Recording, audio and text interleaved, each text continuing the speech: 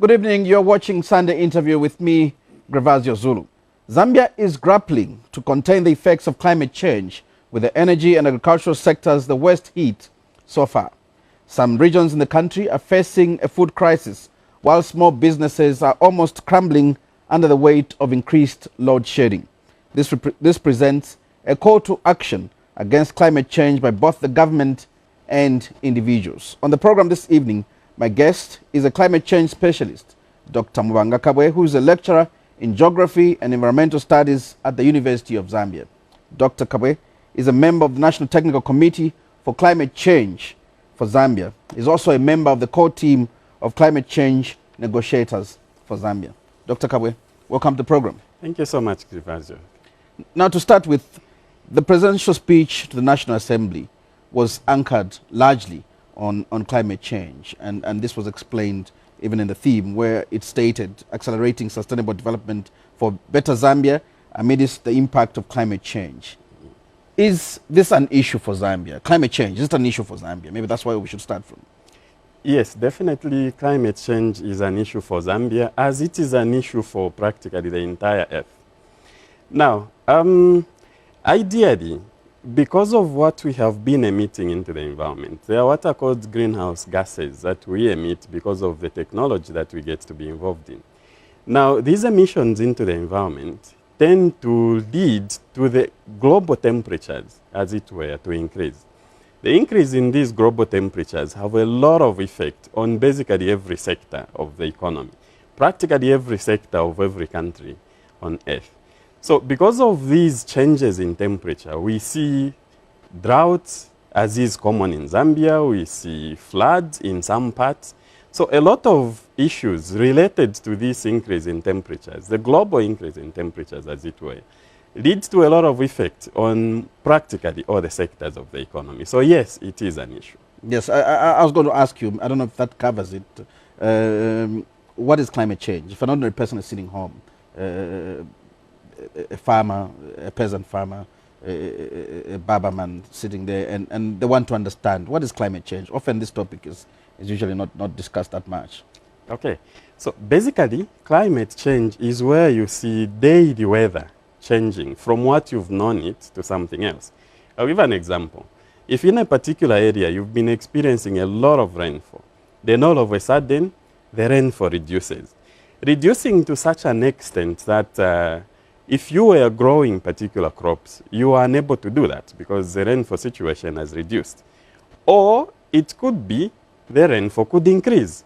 And that calls for you to change in how you've been managing things, as it were. Now, this change has to occur over a period of 30 years or more. So we are actually talking about a permanent change. Not a case of this year, the rains reduced, next year, the rains increased. That kind of change is what we call as climate variability. It's a normal thing. It's a day-to-day change, because there are no 2 days that are going to experience the same temperatures, the same rainfall, the same weather. Every day changes occur.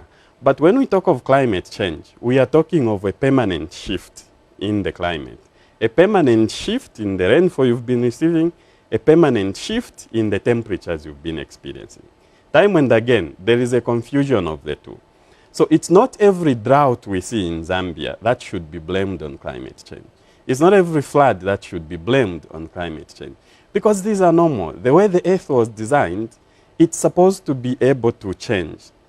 Temperatures are never meant to be the same.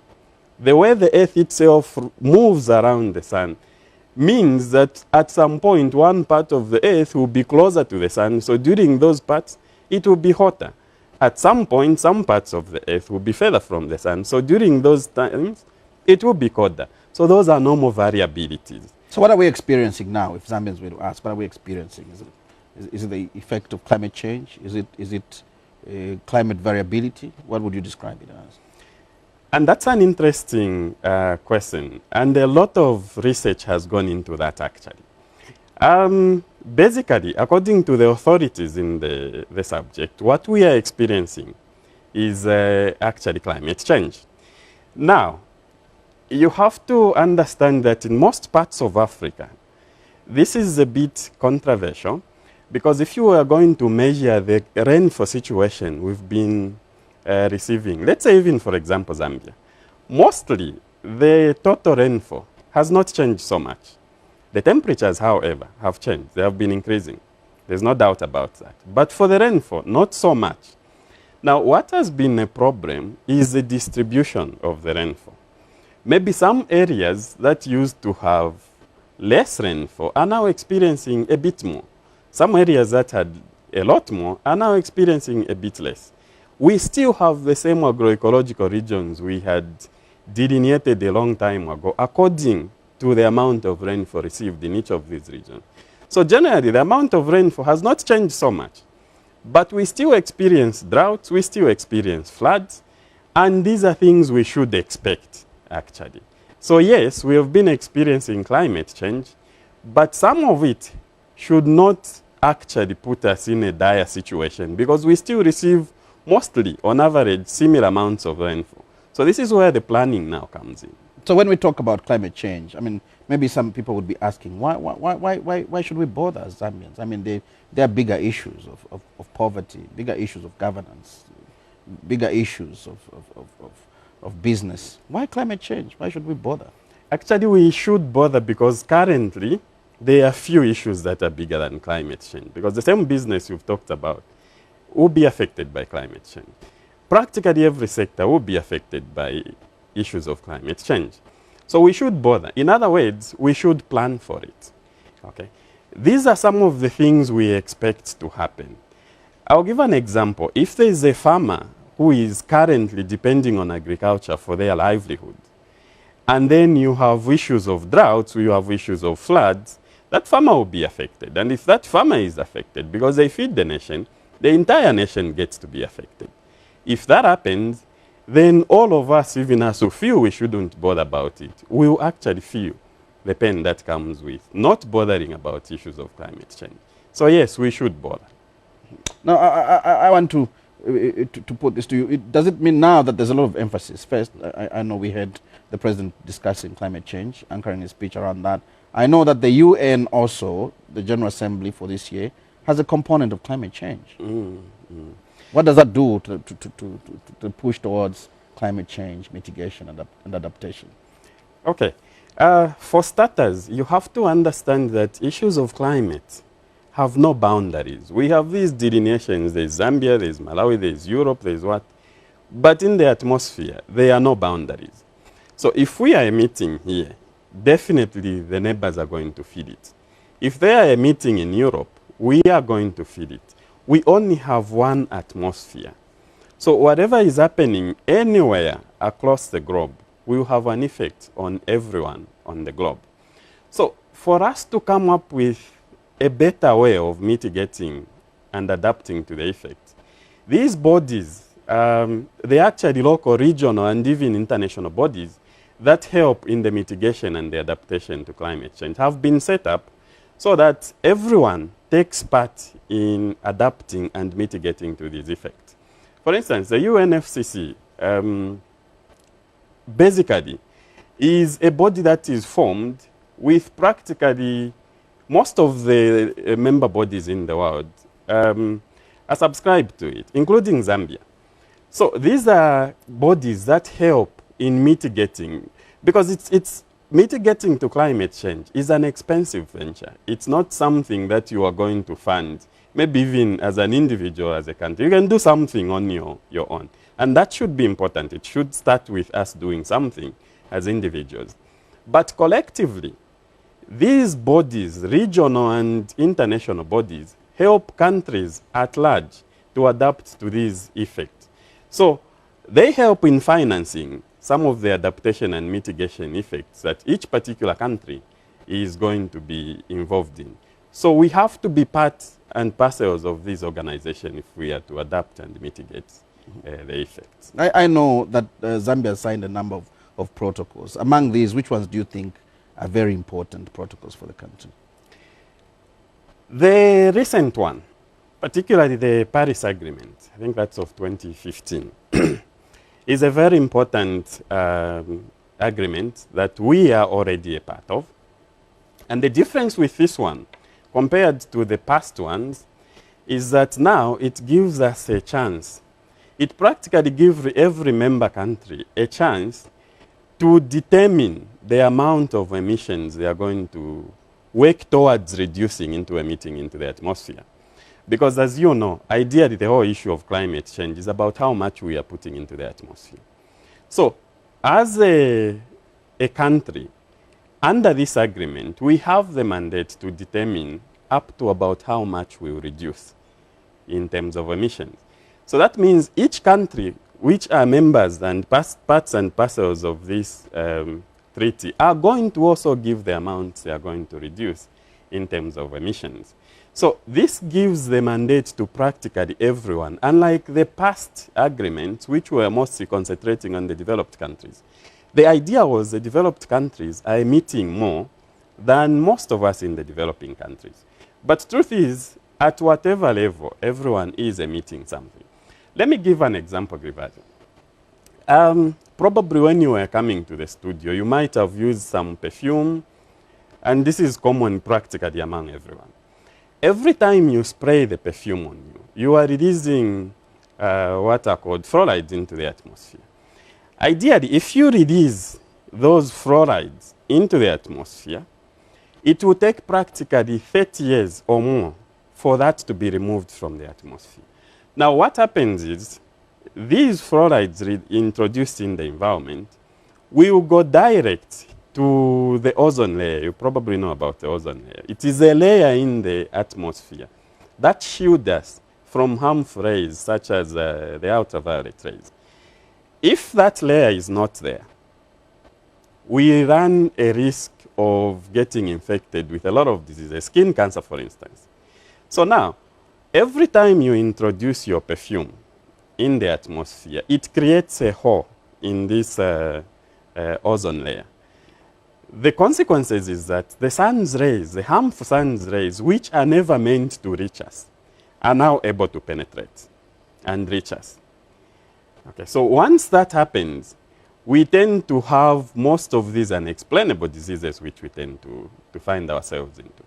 Other than that, another simple example I can give is you have a cell phone, probably a smartphone. I have a phone. Practically everyone has a phone. Now, when they are making these phones, the LSDs, the TV, the touch screens, there is an element that is used, and it's called nitrogen tetroxide. Some time ago in the old treaties, this element was not known as a greenhouse gas. It was not known as one of the elements that can actually contribute to global warming. Yes. So now, recently, they found that it's actually over 100 times more effective in contributing to climate change than the carbon dioxide which we've been concentrating on. Every time you are told, don't cut trees, don't do this, we largely want to mitigate effects surrounding carbon dioxide. But now we have a new problem of technology. The cell phones, the touch screens, the laptops, this is what is called the e-waste. Now we have to think about how we need to dispose of these in an environmentally sustainable manner, because they actually contribute a lot more to climate change than we previously thought. Now, I want you to judge or weigh the impact of climate change on Zambia in terms of being affected. Where are we? Are we heavily affected? Still well off? We are heavily affected, yes, but it's something we can plan for. I'll give you an example. There is a lot of talk about water in the Zambezi River being low as a result of climate change. It's very true. We didn't receive a lot of rainfall this time. So it affected the water levels in the Zambezi River. But strictly speaking, even with low rainfall we receive, we could have planned for this. We could plan for this. I'll give an example. The way river systems are made, other than the starting point for a river system, you have wetlands around. The job of the wetlands is to feed into the river system, even during times when the river has low water. The reverse process occurs during the times when there are floods. It's like the river, when it's supposed to be full during the times there is a lot of flooding, it keeps some of its water in these wetlands. And during the times of drought, these wetlands will give back the water into the river system. So if you are keeping these wetlands properly, even the reduction in the water in the Zambezi shouldn't be an issue. But the problem is, with our development, we kill off the wetlands. We put structures on the wetlands, and we practically kill them off. We have agriculture being done right in the middle of wetlands. Now, what that does is, as long as you are destroying a wetland, the river system is going to be forced to donate water to those wetlands that you are destroying. So the water will continue going down. Now, the other thing is, if you destroy these wetlands, you are destroying the recharge system for the water, for the river. So the water will continue going down. So if we are able to protect these wetlands, we do not disturb them by putting structures there. Even during times of droughts, like it is now, we shouldn't be complaining about the Zambezi River water going down and it's affecting. So these are issues of planning. Environmental planners should have been able to talk about this right at the outset, that some of these regions, the wetlands, should be untouchable because they are the areas that keep our water. People would be interested to know what wetlands you're talking about. You're a lecturer in geography and environment studies. Okay. Wetlands basically are rivers, are like systems where if a river floods, it has to keep some of its water away from its stream, because the river, in essence, has to reach a particular limit. It can't overflood elsewhere. So if it reaches a point of overflooding, some of the water goes into other systems just around the river itself. The idea of those smaller rivers, if I can call them, tributaries, wetlands around, is so that if the water goes down, there is a straight recharge into the river system to increase or to keep a particular threshold. For the would you have some names of wetlands that have been heavily affected? We have a lot. We have the Lukanga swamps, the Bangweulu flats. In fact, Bangweulu itself has a lot of those wetlands around. We have wetlands in Kitwe, all those which feed into some of those major river systems. When a river starts, the point at which it starts is a very small point. If you look at where the Zambezi itself starts, is a point where if you were to just put a house unknowingly there, you would practically kill off the Zambezi. But most of its water is recharged through the tributaries that comes as it is passing. Through those same wetlands we are talking about, that recharges it. Okay. So now, because sometimes these don't look important, or at times, farmers would put their farms around these because they will be the areas that will have water, particularly during the dry season. Okay. So that disturbs that system. It disturbs those wetlands in such a way that they can't infuse into the river system. So the river systems tend to go down. So do Zambians understand what climate change is? Probably we do. If they can tamper with the wetlands like that, do you think they understand what climate change is, what they need to do? Now, this gets to be an issue of environmental sustainability or economic sustainability. Some of our people, actually, the livelihoods of some of our people depend on some of these wetlands. For instance, if you engage in agriculture during the dry season, sometimes people make their gardens along these wetlands so that they can just be getting the water there and watering. Okay, so if you're going to tell them to stop doing that, there has to be an alternative for these people to survive. Other than that, it's a lack of either a lack of environmental planners, or either our environmental planners are not telling us what we should actually be able to do. Because if, for instance, I'm given a plot, or I'm an environmental planner and I give a plot close to a wetland, or in a wetland, then I probably do not understand the consequences of that. So if there are plots that are given close to these areas, then there is a problem. Okay. So ideally, environmental planners are supposed to understand that there are areas that should be reserved for the river system so that we reduce on most of these reduction in the water resources. Other than that, issues of clearing of vegetation. By the way, forests are very important aspects of reducing climate change. The way a forest is that other than the fact that it helps releasing oxygen, which we breathe in as people, it also helps release carbon dioxide, which helps to ideally trap some of the heat. Carbon dioxide is a very efficient trapper of the heat. In fact, most of the warming that is increasing is because we've released a lot of carbon dioxide into the atmosphere. We release that by cutting down the forests.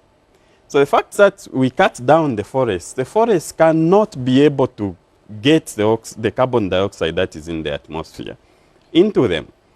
Their job is supposed to be to remove that so that the earth does not become too warm. But if we cut them, then we are destroying that function of forests. And mining is a very big destroyer of forests. Every time a mine clears a forest resource, what in essence you are preparing for is increased temperatures. But it's happening in agriculture in some areas as well. People clear huge tracts of land. Agriculture actually is also a very big factor in clearing of forests. A lot of forest encroachment happens. Again, this is a situation now where we are talking about environmental sustainability or economic sustainability. Should someone not clear a forest because they have to maintain the climate? Or should someone clear a forest because they want to get food? Those are challenges that farmers and people get to be found themselves in. So there's always a conflict between environmental sustainability and protection and development. How does the country win? There's always a conflict, but it's something, yes, a country can win. For instance, when it comes to agriculture, if you are a farmer, you have two choices. You can either clear a big piece of land to do your agriculture, or you can clear only a small piece and then increase your production or your productivity on this small piece. So what has been happening now is, I know the Minister of Agriculture has been promoting what is called climate smart agriculture or conservation agriculture. Ideally, the whole aspect of conservation agriculture is to reduce people from clearing unnecessarily too much. A farmer can have a 1 hectare of land and be able to produce on that 1 hectare, according to what the seed companies are telling us, even up to 14 tons of maize on 1 hectare. By the way, currently, most of our farmers produce between 1 and 2 point something tons, instead of reaching the 14%, the 14 tons we're talking about. So we actually produce much less. So for them to increase the production, instead of improving on the management, they decide to clear an extra piece of land. So what they are doing now is they are just increasing the size of an area where they will remove the forest, where they will remove the vegetation, instead of increasing their productivity. Believe me, if we can work on increasing management on the small pieces of land we have, we shouldn't even be talking about the hunger we are talking about currently. So I was going to talk about the benefits of a protocol and the other agreements, but now you've raised the issue of adaptation, I think. You've gone into adaptation, and I want you to start by explaining. We hear you, experts and specialists, talking about adaptation and mitigation. Are these the same thing? Is it one and the same thing? No, it's not one and the same thing. They are different. Mitigation is where you want to stop a problem. And we have a climate change issue. We want to stop the problem. And how do we stop? Is by stopping emitting into the environment. Now, the way emissions are, if you introduce an emission into the environment, it will take you roughly 30 years or more for it to come out. During that 30 years, you need to survive. This is where adaptation comes in. It's changing to the environment that are already happening. So we need to be doing both. We need to adapt and we need to mitigate. If you don't adapt, there's a saying, they say adapt or perish. if you don't adapt, you are not going to live to see the time when your mitigation efforts are going to be to work out. So these two are different in that mitigation helps to stop a problem. Adaptation helps you to survive within that problem. And by nature, adaptation entails that you look at the existing climatic conditions and you find ways in which you can survive within these. I'll give an example. Ideally, maize is a very sensitive crop. And this is a crop that Zambia we depend on a lot. But maize is a very sensitive crop. It grows within a specific range of rainfall and temperature.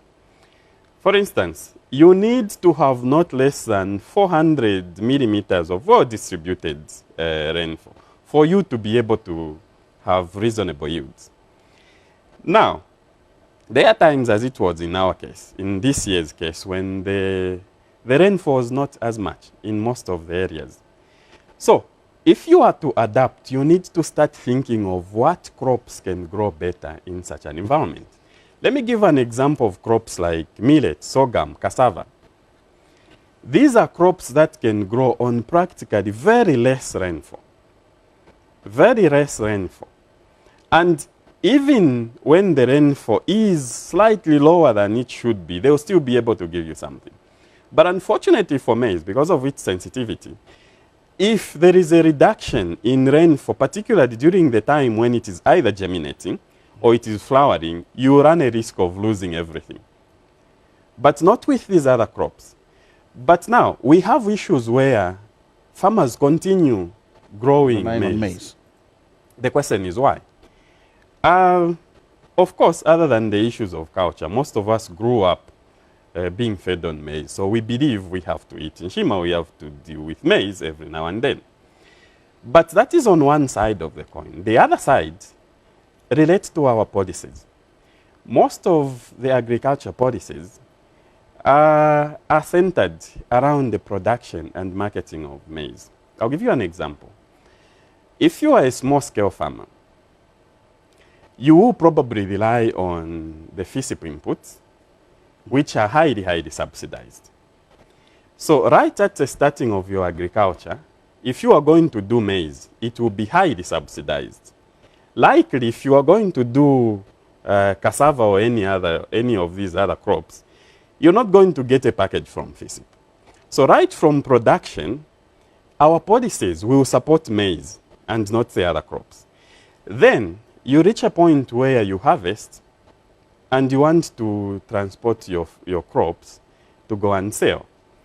Again, maize, in a way, is subsidized in that the government has done a very good job of putting depots almost all over the country, very close to the farmers. So a farmer who grows maize will not have the hassle of transporting long distances. But FRA is now buying other crops, cassava, rice. Is it got more to do, would you say, with the Zambian attitude, people's attitude? Again, as I reach to FRA, the very fact that the proportions of buying most of those is not even. It still gives impetus to farmers to concentrate on maize because it is maize which will be readily bought even by FRA. Yes, the other crops can be bought, but in very small quantities. You realize that the amount FRA will buy for other crops combined would not even be 10%. Most of the rest will be bought most of the crops that will be bought will be maize. What that does is farmers want to produce something that has a ready market. You're not going to produce a lot of cassava, which you know you're not going to sell anywhere. Or if you will manage, you're not going to be able to transport it to an area where it will be sold in bulk. So most of these policies ends up promoting the production of maize rather than the diversification which we are preaching, actually. And time and again, we've had forums, we've been at forums where we've talked of combating or adapting to climate change by diversifying the crops we are producing. But our policies still remain. And our attitude still remains. Our attitude. Zambians largely believe we must have maize meal. And that is something that we Not cassava meal, nothing from millet, but we should have maize meal. That is something that we believe. But how about we try this? Can we put a market to the other crops? By the way, most of the other crops are higher value crops than even maize. If you check on the ZNFU website to see the commodity prices, you find maize is one of the lowest. I think the last time I was checking, maize was going roughly over 2,000 tons, I think 2,100 and something kwacha per ton. Beans, on the other hand, was over 6,000. So now, imagine if a farmer had a choice under the same conditions, whether to produce beans, which they'll sell at 6,000 kwacha, and maize, which they'll sell at 2,000 kwacha. If all the conditions were the same, would they really want to produce maize? But they know that if they are going to produce beans or any high value crop, one of the issues they are going to have is, first of all, transporting that to where they are going to find the market. Other than that, it's actually them selling that, because the nearest of market is the FRA through the depots that are there. And they are not going to buy most of those other crops in bulk. So our policies, in essence, while we can say we've grown up... Wouldn't FRA approach it the other way if Zambians really grew these crops? Then they would really be forced to buy. Don't you think? If Zambians grew, then FRA will be forced to buy. Shouldn't it be the other way around? They tell the people that they are also buying these crops in bulk. Then the people will grow. There was a year, I think some 2 or 3 years ago, when the price of soybeans was quite good. Really, really good. Most of the farmers who had grown soybeans actually made quite a good income. What happened the following year was that a lot of farmers got into soybeans production. Unfortunately, the following year, the price dropped way to an extent that most of those farmers actually lost out. So usually what drives what farmers produce is not necessarily, as you are saying, because we are able to eat. No, but because there is a market for it. I'll tell you something. For most of these families, they do not require a lot more than 1 ton of maize for them to be sustained during the entire year. So they can actually grow a small portion for maize, for their own sustenance, and then leave the rest to other crops. That's one of the adaptation measures we've spoken about. What else should we do in terms of mitigating? 1, 2, adapting. Okay. In terms of mitigating, within the concept of climate smart agriculture, we need to encourage what is called agroforestry. This is where you encourage agriculture that is based on production of particular trees. There are trees that are largely known as fertilizer trees. I think in local language, some call them musangu, some call them maunga. Now, the advantage of this kind of agriculture where you are promoting the use of these trees. First, these trees by nature are supposed to be legumes. So that means they will fertilize the soil. That in essence will reduce the amount of fertilizer you will need. That's the chemical fertilizer that you will need to apply into the soil. Because by nature, the chemical fertilizers tend to destroy the soils. So if you are using agroforestry with most of these tree species that are going to provide fertilizer for you, one of the things you are doing is you are introducing what is called the carbon sink into the atmosphere.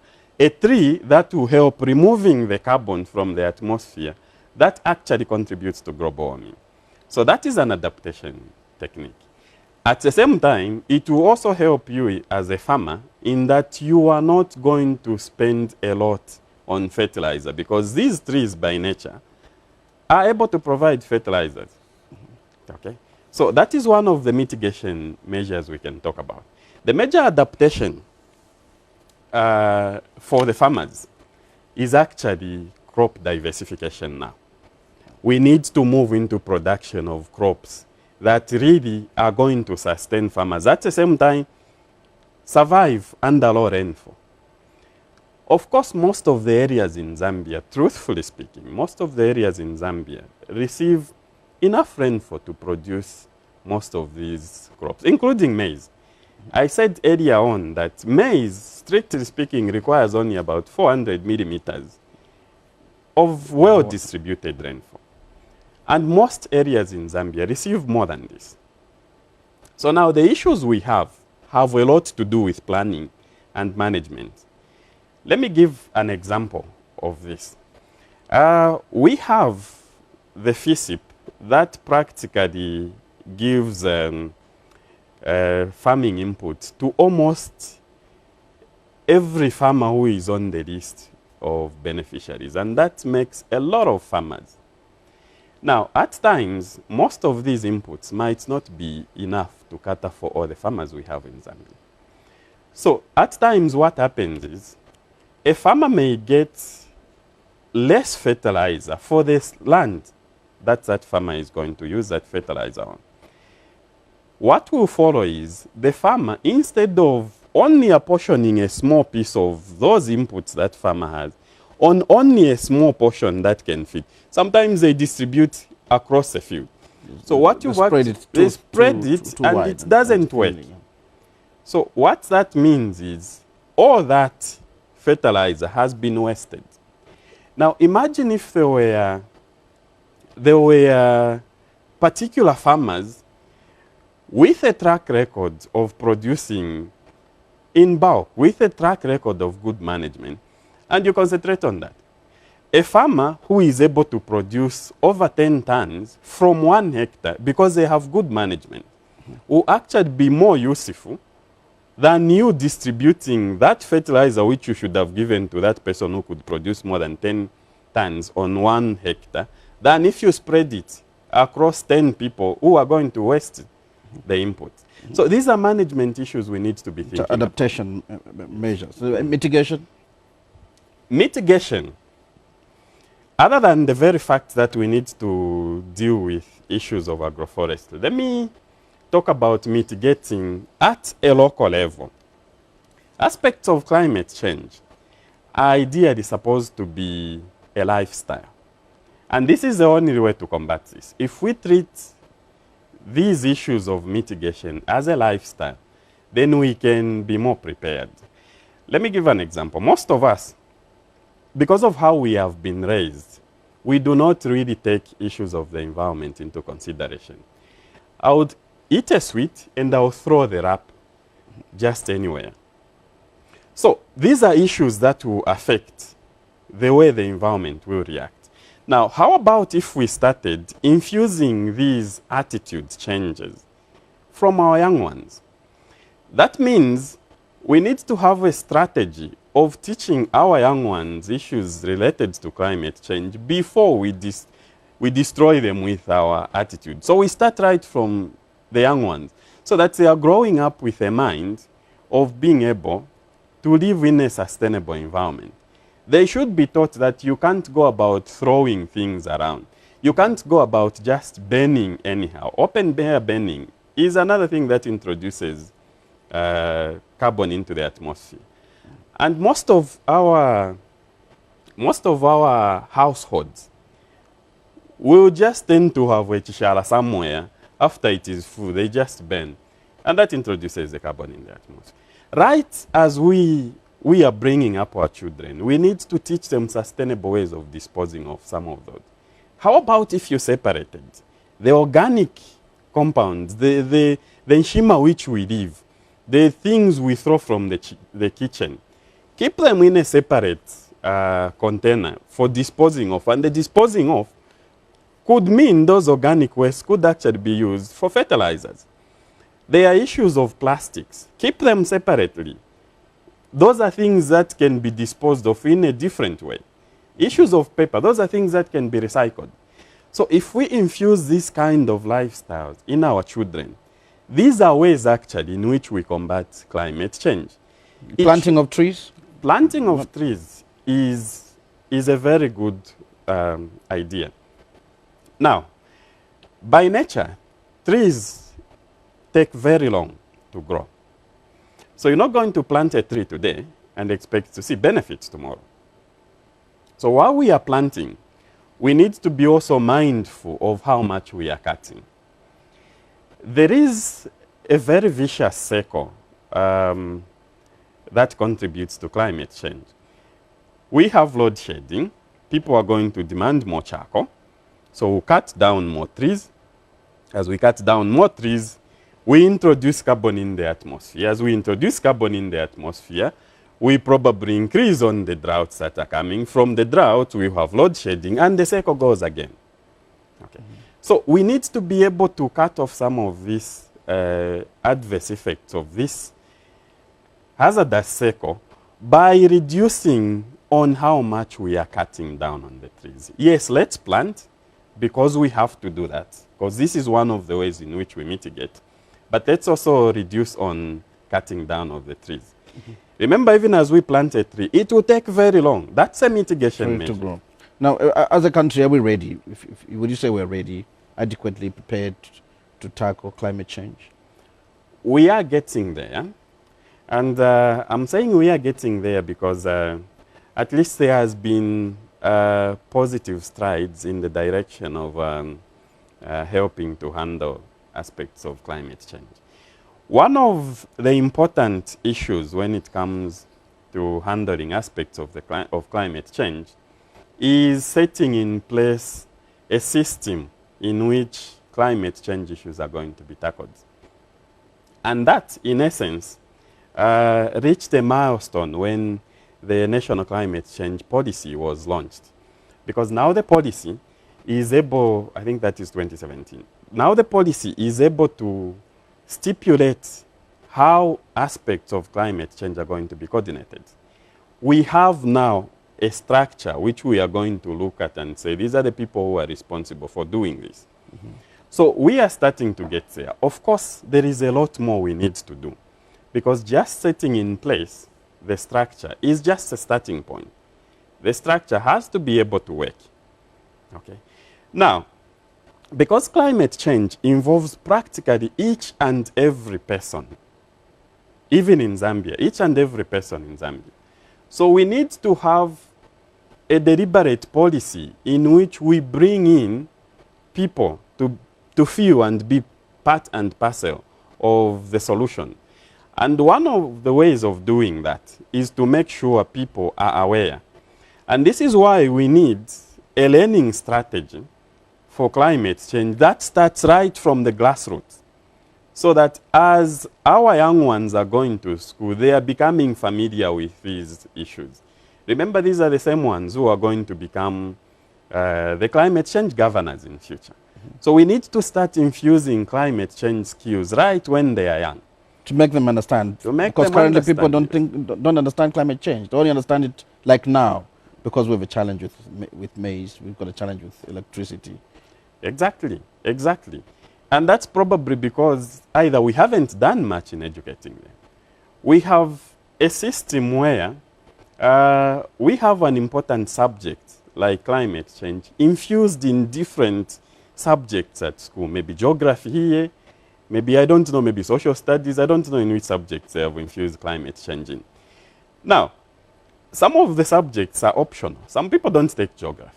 So it means those are not going to be able to have a chance of being climate change. And we have a system where teachers go to teaching colleges and they don't get to be taught about aspects of climate change, and they are expecting to teach children about climate change. So we need to relook the whole system, the whole education system, so that we need to have a situation where we start teaching these young ones right from the outset. Now let's look at some of the key threats that you would identify. That these are very these are threats that really Zambia should address before it gets too late. Of course, in the current situation, we have seen some of the effects as has been exemplified by issues of reduction in water resources, issues of energy, issues of agriculture.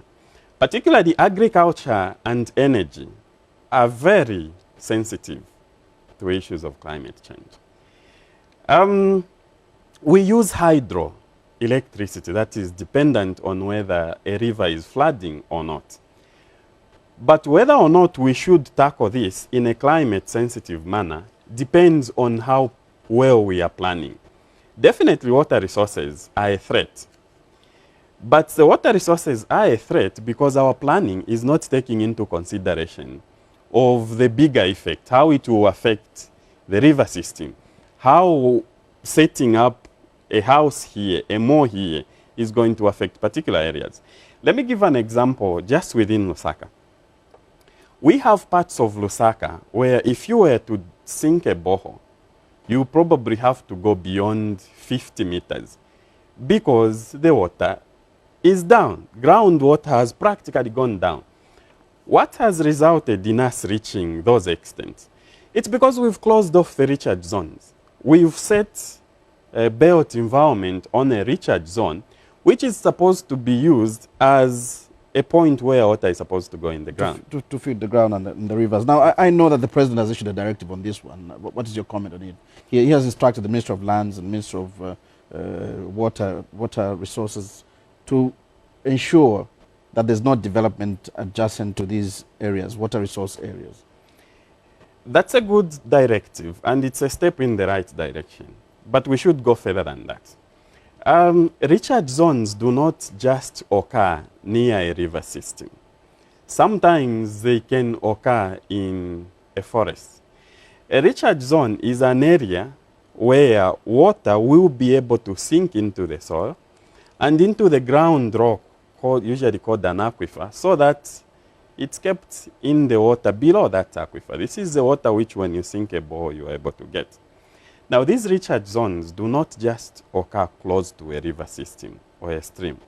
We should be able to identify most of these recharge zones in the areas around and set those areas as they are. Don't build anything. It's that simple.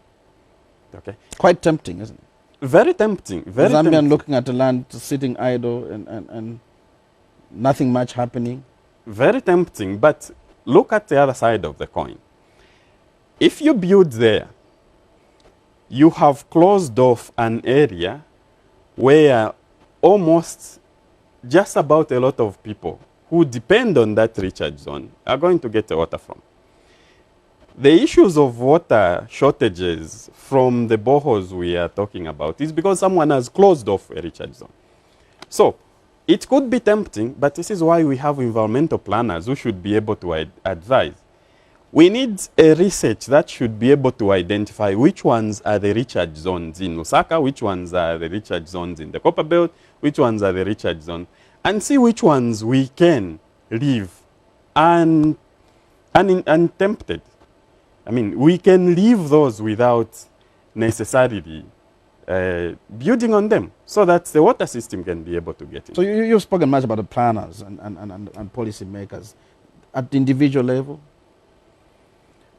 How can we mitigate at individual level? What should Zambians do? This is a big issue, not for government, not for planners alone, but for everybody. For practically everybody, yes. For practically everybody.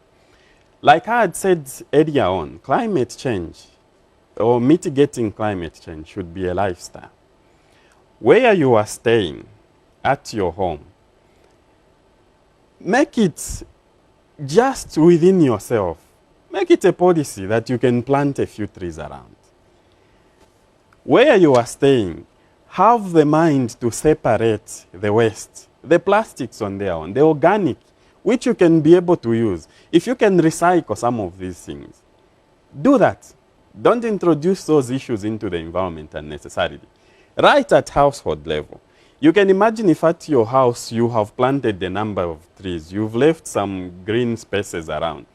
Your neighbor's done that. We'll have a situation where our houses will be built in a garden-like arrangement.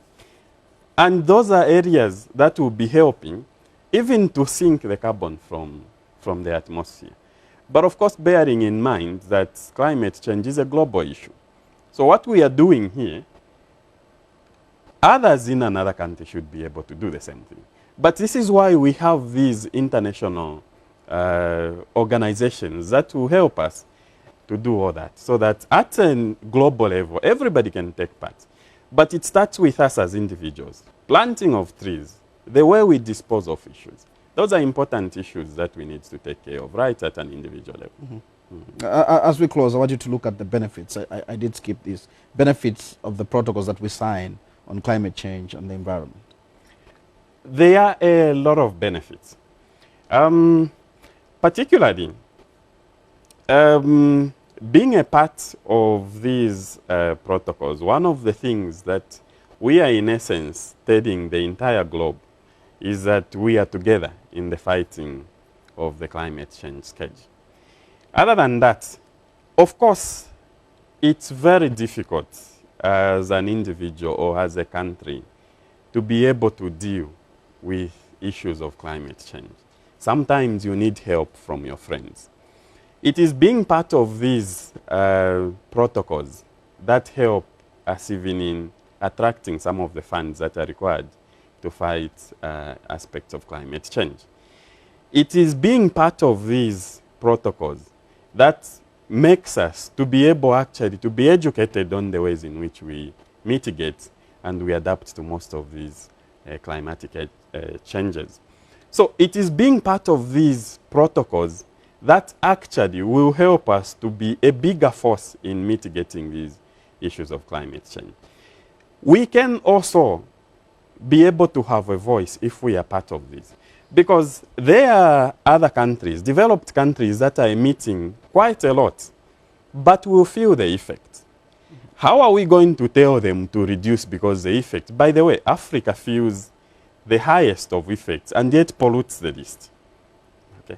So how are we going to be able to control what people in the US, what people in China, what people in the UK are introducing into the environment if we are not part of these international organizations?